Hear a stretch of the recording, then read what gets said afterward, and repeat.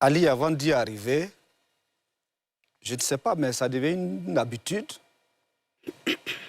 Quand nous écoutons parfois nos concitoyens du RHDP et certains de leurs soutiens, il y a un vocabulaire qui revient. Nous sommes dans un état de droit. La personne X ou Y aurait pu se retrouver dans un cimetière ou à la morgue. Je crois que c'est un vocabulaire mortuaire qu'il faut éviter.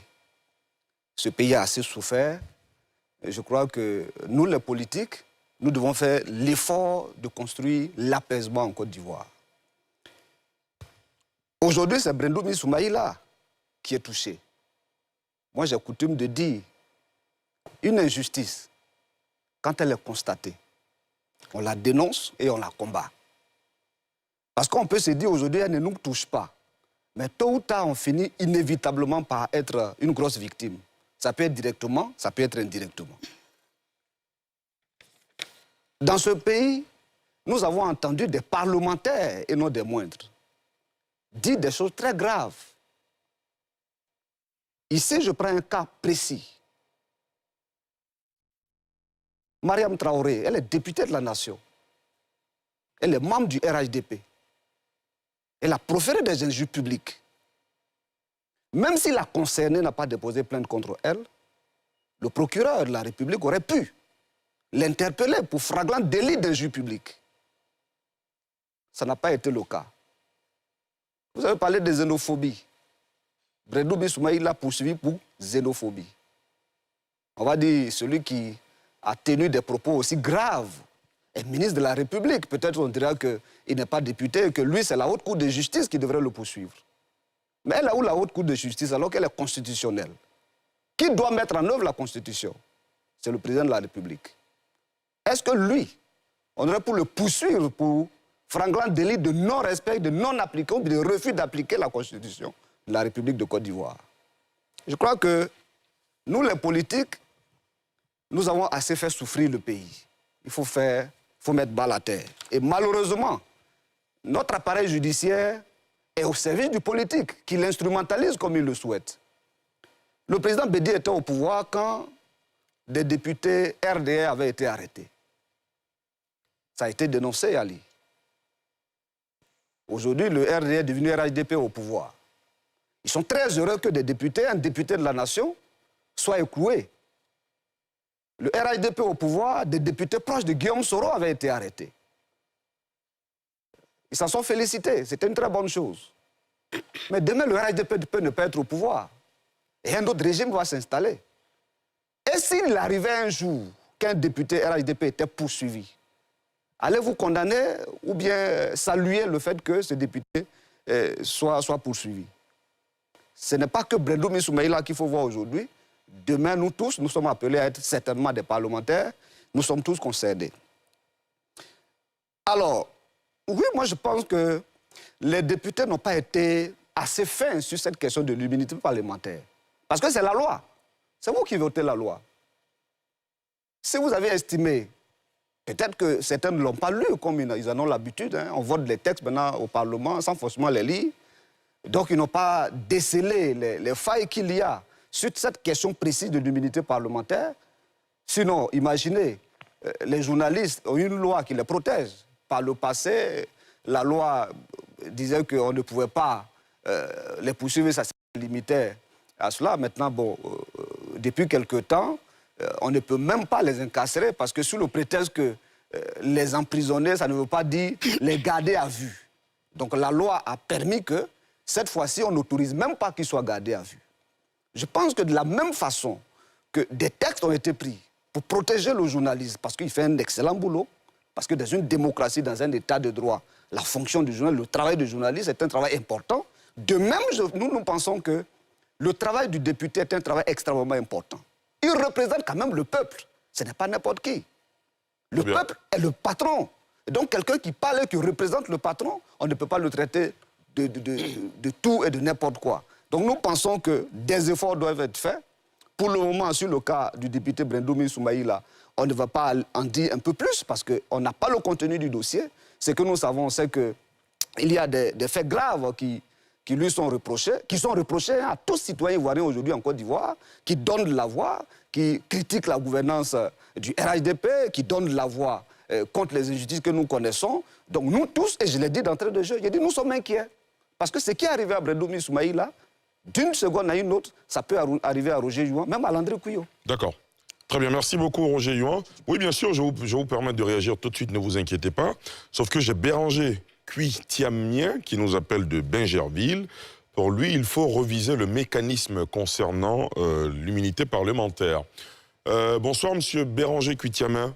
Vous me recevez? Bonsoir, monsieur Ali Diarasouba. Très bien, nous vous écoutons rapidement. Bonsoir à toute la belle brochette d'experts. Merci. Bon, je pense que d'abord, il faut préciser, pour moi, l'immunité, ce n'est pas l'impunité. Voilà, je pense que la nécessité de préserver la sécurité, la stabilité, la paix et l'intégrité du territoire commande pour l'État de Côte d'Ivoire de prendre toutes les mesures nécessaires pour interpeller, poursuivre, incarcérer toutes les personnes dont l'activité porte atteinte à l'intégrité du territoire, d'emblée. Mais concernant la situation du député qui est un représentant de la nation, qui jouit d'une immunité parlementaire, pour ma part, des réformes peuvent être entreprises. Par exemple, des mesures alternatives à la détention préventive peuvent être envisagées, même en cas de flagrant délit. Je prends par exemple, on peut prendre, au lieu d'avoir une mise en détention préventive, même pour les cas de flagrance, on peut par exemple proposer une résidence surveillée. Le député est une personne, je prends l'exemple de M. Brendoumi Soumaïla, l'honorable, qui est une personne très connue. Il ne peut pas fuir, il ne peut pas quitter le territoire, c'est une personne très connue. On pourrait proposer par exemple une mise en détention, une résidence surveillée avec port de bracelet électronique, et puis s'assurer que dans le cas d'un procès équitable, qui garantit pleinement sa liberté, ses droits de la défense, s'il est reconnu coupable, alors sa mise en détention pourrait être effective. Et cela va permettre d'éviter que, par exemple, il y ait des interprétations tendancieuses du statut de député au regard peut-être de positionnement politique et autres. Ça va permettre de renforcer donc les droits des députés, mais aussi de leur permettre de mener leur action de défense des intérêts de la nation. Donc pour moi, les mesures de détention peuvent être, des alternatives doivent être proposées dans le cadre d'une réforme constitutionnelle. Mais cela ne permet pas de dire, il faut dire clairement que l'immunité, ce n'est pas l'impunité, et donc l'État aussi est dans son rôle de préservation, de protection de l'intérêt de la nation, dans son rôle régalien. Bonne suite d'émission. Merci beaucoup, M. Béranger Cuitiamien. Vous nous appeliez de Bingerville. Maître Maïté, vous voulez réagir aux propos de Roger Youan? Vous savez, les Ivoiriens nous écoutent. Il faut toujours éviter, au cours des débats, du populisme. Vous savez, j'ai beaucoup d'égards pour votre parti politique, qui a pour président un jeune frère pour qui, effectivement, j'ai des gars d'un collègue, des gars normal d'un collègue. Vous savez, je ne veux pas penser que ce parti est coutumier de la manipulation, je ne veux pas le penser. Mais vous dites une chose et son contraire. Vous dites la justice est manipulée, ce qui est grave. Vous dites c'est parce qu'il est pas RHDP qu'il est poursuivi et arrêté. Vous l'avez dit. Et vous faites une sorte de comparaison, de confusion entre la loi sur la presse et le statut du député. C'est une confusion grotesque. Et j'ai apprécié, l'immunité, effectivement, n'est pas de l'impunité. Et vous chutez par dire que vous ne savez pas ce qui se passe dans le dossier. Mais quel est votre postulat? Je peux vous répondre, hein, si vous le souhaitez. Laisse-moi finir. Okay. Soyez patient. Quel est votre postulat? Sur un cas d'espèce, l'honorable Brendoumi Soumaïla est interpellé, il fait l'objet effectivement de poursuites pénales. Nous n'avons pas le contenu du dossier. Et sur cet exemple, sur lequel vous n'avez pas d'éléments, vous jugez un appareil judiciaire. Pour moi, c'est incohérent. Deuxièmement, vous faites une confusion entre la loi sur la presse, mais c'est des infractions de presse qui sont commises dans le cadre de l'exercice de l'activité de presse. On vous l'a dit qu'il y a l'irresponsabilité lorsque le député commet tout fait, ou du moins tout fait qui peut lui être reproché à l'occasion de ses opinions, dans le cadre de ses opinions, il ne peut pas être poursuivi. Et vous a expliqué qu'il y a l'inviolabilité.